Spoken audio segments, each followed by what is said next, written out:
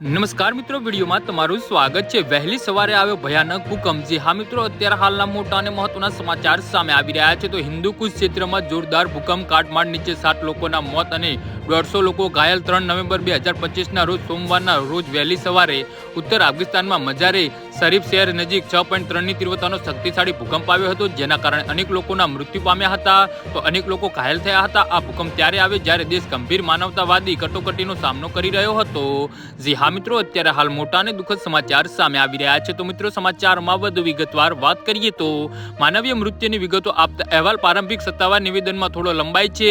અફઘાનિસ્તાનના રાષ્ટ્રીય આપત્તિ વ્યવસ્થાપન સત્તામંડળ એ અહેવાલ આપ્યો છે કે સંગમ પ્રાંતમાં વાર લોકોએ મૃત્યુ પામ્યા છે તો 143 લોકો ઘાયલ થયા છે। મોટા ભાગના ઘાયલોને ત્યારબાદ રજા આપવામાં આવી હતી અને તબીબી સહાય મળ્યા બાદ ઘરે મોકલી દેવામાં આવ્યા હતા। જી હા મિત્રો, તો આના વિશે તમારું શું કહેવું છે તો નીચે અમારી કમેન્ટ બોક્સમાં જરૂરથી જણાવજો અને અમારી યુટ્યુબ ચેનલને સબસ્ક્રાઇબ કરવાની ભૂલતા નહીં। વિડીયો પૂરો જોવા બદલ તમારો ખૂબ ખૂબ આભાર।